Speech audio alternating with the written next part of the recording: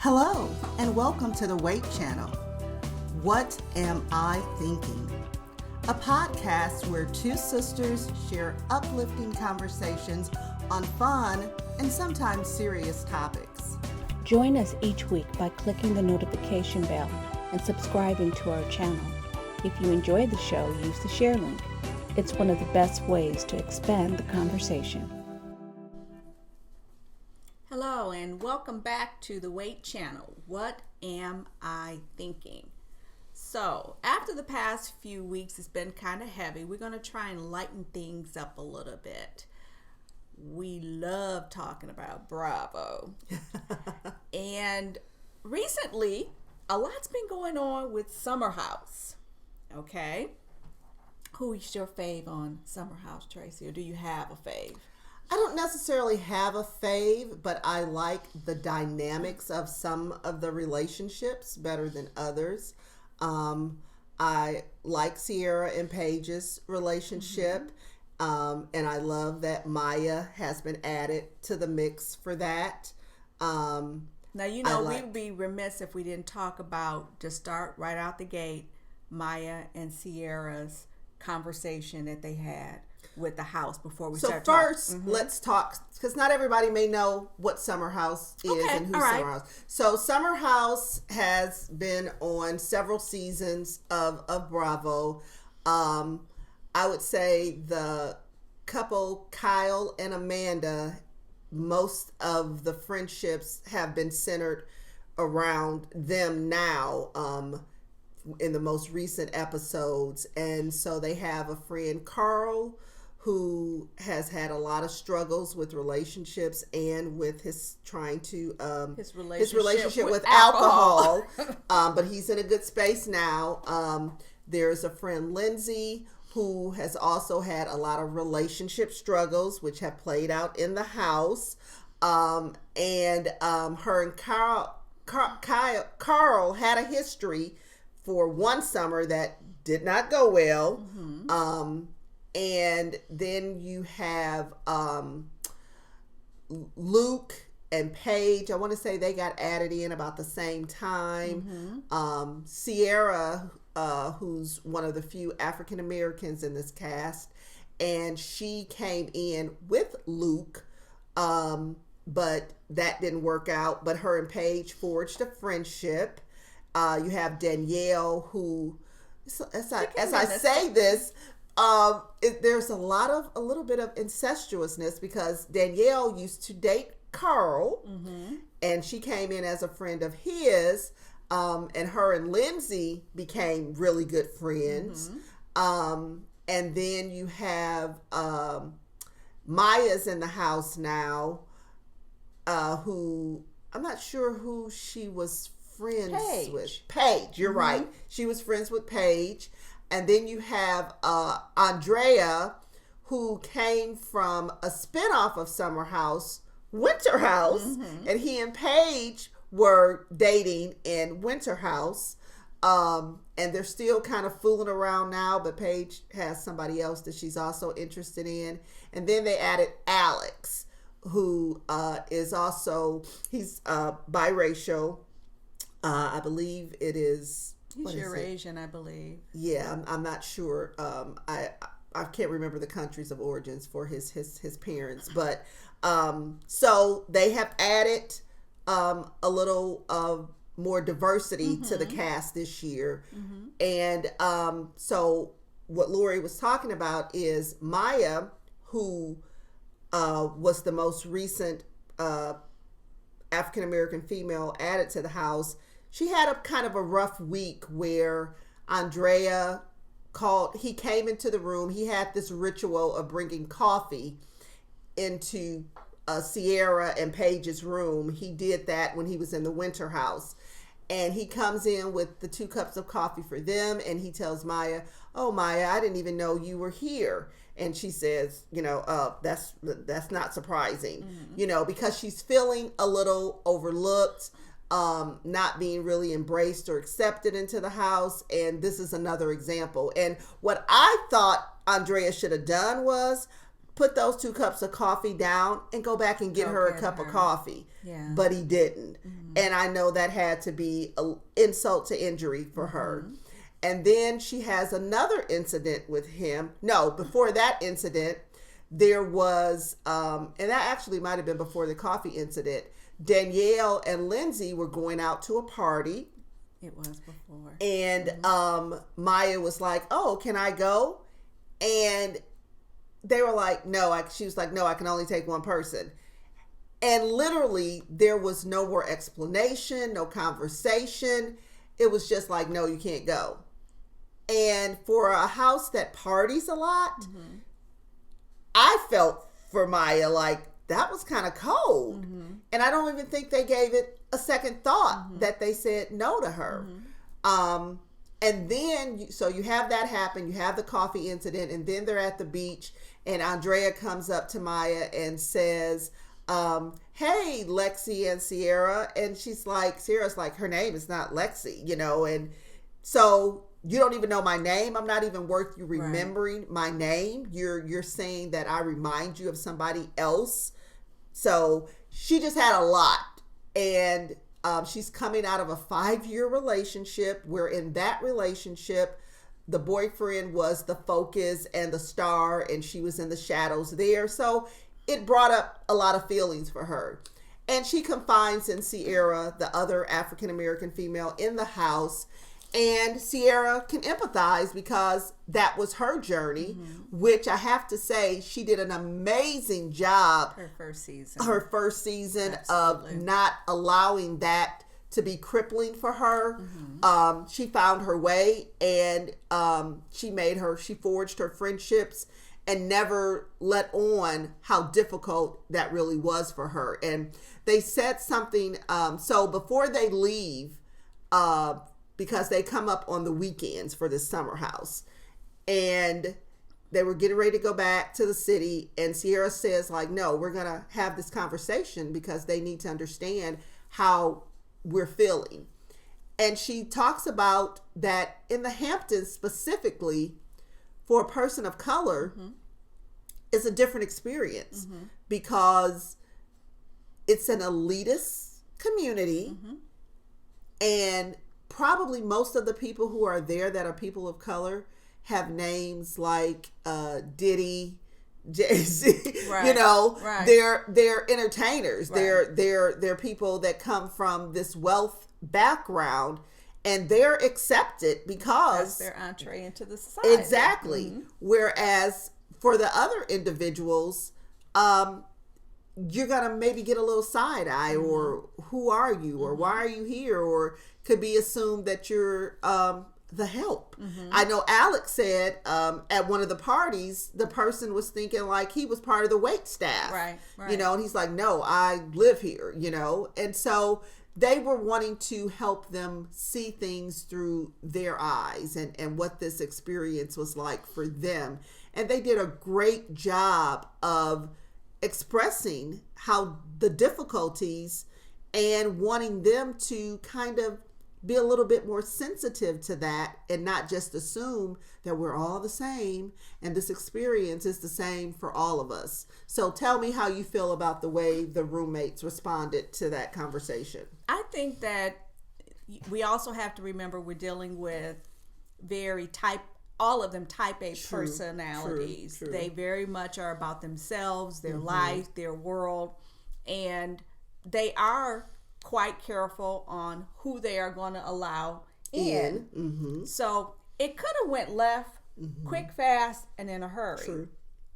But the thing about Sierra, and the reason I think she so eloquently expressed how they were feeling, she works in intensive care units. As a nurse, which typically are areas where people of color, if they are there, they're on the afternoon shift or night shift. She has learned how to navigate being a minority in that area. And it's just difficult enough in the healthcare profession when you are a minority. So I'm sure that going through nursing school, going through orientation, she has learned how to navigate this and how to express and exert herself. And used to being the only one. and used to being the only one. So when the tears came, I knew that it wasn't just about the house. Right. She explained to them, you don't understand how it is for us. She did say, we have to work harder. We have to prove ourselves. I think that all of that was coming out, and she could have digressed, but she didn't. She remained on point, talking about specific things that had happened. I was so proud of her and Maya that day, and her castmates surprised me too. Oh, good. I believe Paige's tears were genuine. Oh, yeah. I believe that because, and what she used to say used to annoy me, although it's true. I'm cute. I'm pretty. You can't hate me. You gotta. I would hate to hear her say that, but it's true. She is lovable, bubbly. But what she doesn't understand, as the white girl that's like that, and I'm the black girl's sidekick, I'm your wingman. Right.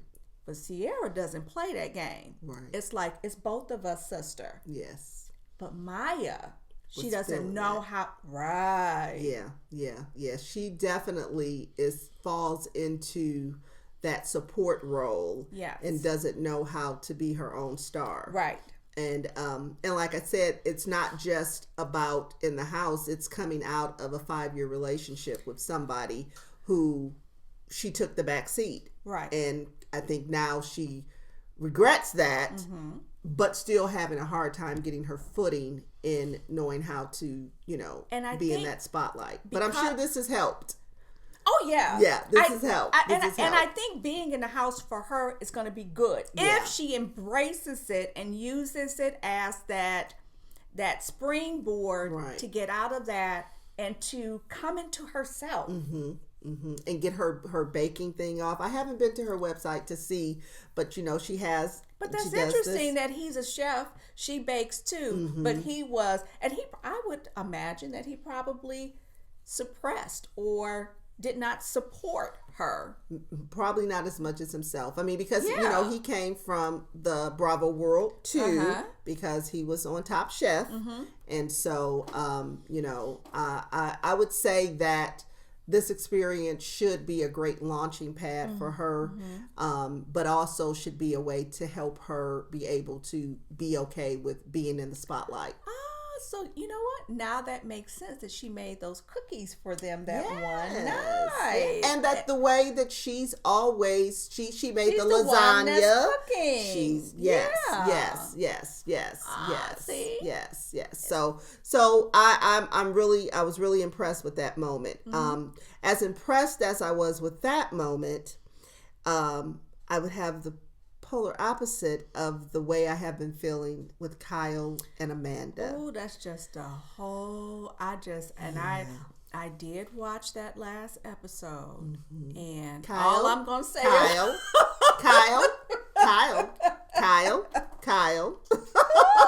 And I like Amanda, so it was hard. It was hard to watch it because, as I can say, neither one of them have been the best partner to the other. They have allowed each other to be themselves, but in truth, they don't really love those selves that show up in the relationship. Okay, so the same way you recap the series, we can't talk about them unless you recap that relationship. Yeah, so that relationship started out with, in the first season, we do get introduced to Amanda, but Kyle comes into the house with the mindset of, I'm going to be single. But at some point, I'm going to be single for the summer. Yeah. Because I want to have fun. Right. And at some point, Amanda gets invited to the house, and he realizes, oh yeah, I kind of like her, so maybe I shouldn't be single. But it's a fail because he ends up being Kyle and ends up messing around with some other people. Long story short, they do end up giving a committed relationship a go. They're in the house together that next summer, and it's a mess. Explosive. It's explosive, and everybody in the house is like, tense about it. And to sum it up, it was explosive every summer every after that. they were like that powder keg relationship, and the weekends would be like, what's gonna happen? What's gonna be the blow up? Kyle is he's 40 now, but he's very young and immature. She's at over 10 years his junior, and it just is a relationship that I'm going to say they do love each other, but I don't think they always like each other. And that's a bad thing to go into a marriage. So he has a blackout episode where he cheats again. Somebody sees him or knows the girl. This gets back to Amanda, but they get over that hump. He does. He even has to go to the parents and acknowledge that he messed up, but he wants to marry her. They do get engaged. It's been like a 3-year engagement. Part of that's been COVID, but part of it's been a 3-year engagement. And so now at this point in Summer House, they are 2 months away from the wedding. In the last episode, they actually brought invitations to stuff envelopes and address, but it's so crazy because neither one of them seem happy. They really both seem totally miserable. And we can look at this and have this conversation, but we both know that they did end up getting married. They are married now. How they decided to still go through with it, and now that they are married and watching this, I'm sure that they've had some conversations. So, to say the least, Kyle is he's starting a new business. He's got this drink out called Lover Boy. Amanda at some point quit her job and came on full time to work with him in the business. Mistake. She should have kept her independence and kept her own employment. He's got a lot riding on this business succeeding, and it's stressful. Anytime you do a startup, it's tough, and you add that to especially it's the type of industry. It's like really competitive, very competitive, and you got COVID that happened to him. So all of the places where he would have been distributing it, but thank goodness it was in stores, so people could go home and get drunk, which a lot of people did. So I'm thinking it didn't hit him too bad, but he's got a lot riding on this, and they're trying to have this marriage and plan this wedding. And admittedly, Amanda will say that she checks out. She is not motivated.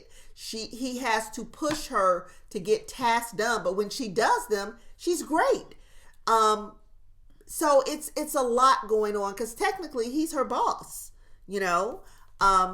So they've got a lot of different dynamics going on, a lot of things at stake, and they don't navigate it the best. No, they don't. So an example is on one of their first weekends in the Hamptons, they went to this club where Lover Boy was being introduced to this restaurant club, whatever the venue was. And so Kyle is hype about that. He wants to be there. Well, everybody is ready to leave before he's ready to leave. And instead of her choosing to stay behind with him, knowing how he is, she goes ahead and leaves. But she immediately, as soon as they get home, begins to blow his phone up. Well, he's not answering. He could have just picked up on that very first call, or as soon as he noticed, by the time he noticed, it was like 14 calls. And then he's like, well, I sure better not answer now. I'm just going to deal with it when I get home. She takes his clothes and puts them out his bags and puts them on the porch. And she ends up going ahead. So meanwhile, you have Amanda at the summer house taking his toiletries and throwing them all over the floor in the bathroom. And I want to say some things were glass and broke. Takes his clothing, his suitcases, and puts them on the front porch.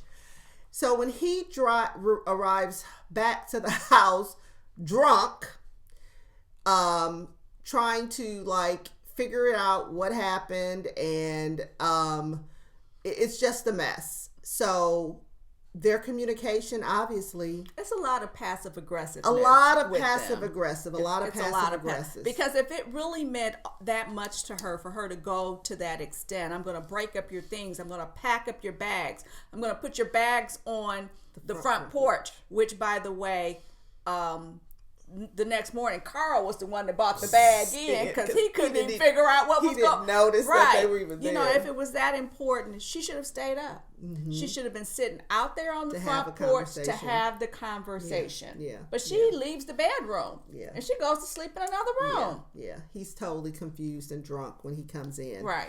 And so, but that is their relationship. That's their dynamic. It's the dynamic. And so, they have several other blow-ups. They have incidents where it's her birthday and he literally gets her nothing. And they have this conversation, which I thought was very interesting, because I guess his family is not a gift-giving family. Mm-hmm. And she asked him, when was the last gift you gave me? He has no clue, which to me that says more about her than about him. Mm-hmm. Because you said you know his family is not a gift-giving family. But guess what?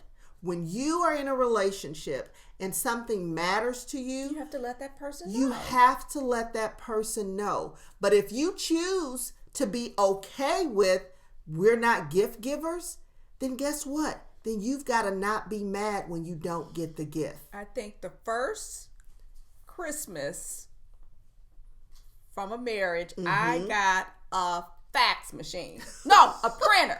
A printer. Okay, that was one of my gifts. Okay. So I had to let this person know, that's not a gift. Right. Don't get me no office equipment, vacuum cleaner. Right. That's not a gift. And he learned, and moving forward, I never got gifts like that. Right. So you're right. Amanda, she set the precedent. Right. I'm the one that's going to always give you wonderful birthday parties. Mm-hmm. If she wanted him to reciprocate, she had to tell him. She needed to let him know, and let him know that it's not okay. That it's not okay. But and I think it's unfair to be mad at him when you have allowed him to believe all those you're okay with it. Right. You know, so, and I did the same thing in my situation, where after I got a couple ugly sweaters and a couple of not so cute things, that it was like, okay, let's not have to do the return thing, or let me pretend that I'm going to wear this. Either I'm going to specifically give you 4 or 5 things that you can get, and if you can't get them exactly, then just get a gift card. And I'm okay with that. I accept that. And I'm not upset that I can buy for him, mm-hmm. but it's just not his thing. And I have found a way to say, since you can't do A, I'm okay with B or C. And it's been wonderful. But that's communication. Yes, exactly. We know Kyle and Amanda now are the couple that is a hot mess. They are a married couple. Let's hope not. I'm hoping not a hot mess. I've seen them kind of on one of the Watch What Happens Live. They have not been on there together, which they typically used to come on there together, but they were with each other when they did come, like one was in the audience. So that was interesting to me. So but I want us to move on to Paige, Craig, and Andreas. Okay.